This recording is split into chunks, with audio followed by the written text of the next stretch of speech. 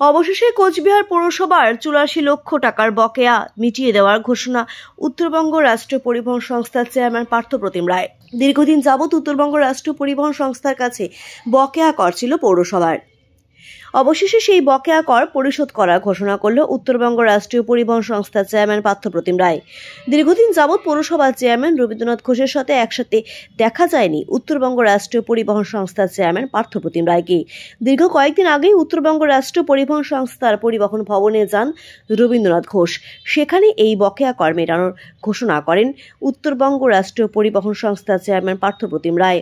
অবশেষে বুধবার কোচবিহার পৌরসভার রবীন্দ্রনাথ ঘোষের ঘরে পার্থপ্রতিম রায় যান এবং সেখানে এক সপ্তাহের মধ্যে সেই বকেয়া কর পরিশোধের ঘোষণা করেন তিনি জানান, উত্তরবঙ্গ রাষ্ট্রীয় পরিবহন সংস্থা কিছু কারণের জন্য 2007 থেকে 2008 সালের পর থেকে কর দেয়নি কোচবিহার পৌরসভাকে। ইতিমধ্যেই রাজ্য সরকার ফান্ড দিয়েছে, তাই আগামী এক সপ্তাহের মধ্যে এই বকেয়া কর মিটিয়ে দেওয়া হবে। বারে বারে আমাদের কাছে ডিমান্ড পাঠিয়েছিল তাদের বকেয়া পুরো পরিষেবা নিয়ে। 2007-08 থেকে এই বকেয়া 84 লক্ষ টাকা এসে পৌঁছেছে, কিন্তু আমাদের কাছে সেরকম কোনো ফান্ড ছিল না। আমরা রাজ্য সরকারকে বারে বারে চিঠি লিখেছি পরিবহন দপ্তর এক লক্ষে এই ধরনের ট্যাক্স পরিশোধ করার জন্য আমাদের 2.5 কোটি টাকা বরাদ্দ করেছে। সারা বাংলার বিভিন্ন পৌরসভা, আমাদের বিভিন্ন ডিপো, টার্মিনাস, এই ধরনের আমাদের সেগুলো ইনফ্রাস্ট্রাকচারগুলো রয়েছে, সেই যে পুরো কর সেগুলো মিটিয়ে দেওয়ার জন্যে আমরা একটা ফান্ড পেয়েছি। তো স্বাভাবিকভাবে যেহেতু ফান্ড পেয়ে গেছি, তো আমরা পৌরসভার কাছে লেটেস্ট ফান্ড স্ট্যাটাস কী রয়েছে, কতটা টাকা তারা পায়, সেটা আমরা তারা চিঠি পাঠিয়েছে। আবার আমরা জেনেছি যে 84 লক্ষ টাকার মতো পাওনা রয়েছে।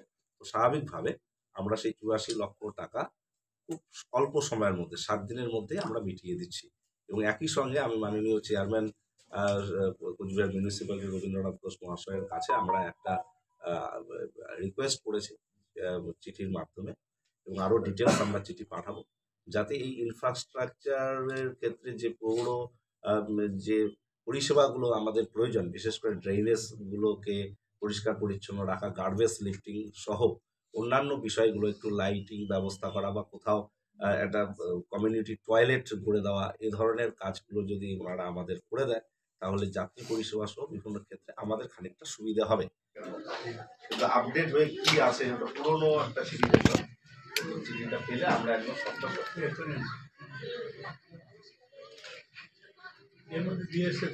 থাকা উচিত নয়, কারণ এতে পৌরসভাকে পরিচালনার ক্ষেত্রে অসুবিধা হচ্ছে। পেনশন দিতে হয়, গ্র্যাচুইটি দিতে হয়, বোনাস দিতে হয়, মাসের মাইনা দিতে হয়, তারপরে তেলের খরচ দিতে হয়, তেল খরচ দিতে হয়, অফিসিয়াল খরচ হয়, তারপরে ডেভেলপমেন্টের কাজ করতে হয়, বিদ্যুতের বিল 6 কোটি টাকারও বেশি বছরে আসে হয়, এগুলি সবই দিতে হয়। সুতরাং এই আবার সরকারি যে এই যে এটাকে সার্ভিস ট্যাক্স বলা হয়, এটা কোনো ইন্টারেস্ট নেই। যেমন বাড়ির ট্যাক্স বাকি থাকলে একটা ইন্টারেস্ট হয়, কিন্তু সরকারি ক্ষেত্রে কিন্তু ইন্টারেস্ট হয় না। যেটা ভ্যালুয়েশন বোর্ড যে সার্ভে করে অ্যাসেসমেন্ট করে দিয়েছে, ফিক্স আপ করে দিয়েছে, ওটাই ইয়ারলি দিতে হয়।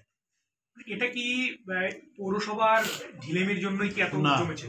পৌরসভা প্রত্যেক টাইম টু টাইম আমরা নোটিশ দিয়ে যাচ্ছি প্রত্যেক অফিসকে, ডিমান্ড নোটিশ। আমরা টাইম টু টাইম, কোনো একদিনও একটা বছরও বাদ নেই, টাইম টু টাইম আমরা এই ডিমান্ড নোটিশগুলো দিয়ে আসতেছি অফিসে আলাদা দিচ্ছি। তাহলে মানে সরকারি দপ্তরগুলি দেওয়ার ক্ষেত্রে যে গড়িমসি, এটা ডিএম সাহেবকে অনেকবার বলেছি, চিঠি লিখেছি, নিজে বৈঠক করেছি, যে সবই তো আপনার আন্ডারে আছে, সরকারি অফিস, এই বকেয়াগুলো শোধ করার ব্যবস্থা করুন, নাহলে আমরা পরিষেবা দেবো কেমন করে?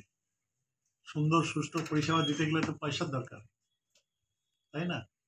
সুতরাং সেই ক্ষেত্রে আমাদের অনেক অসুবিধাই হচ্ছে, আর্থিক অসুবিধা।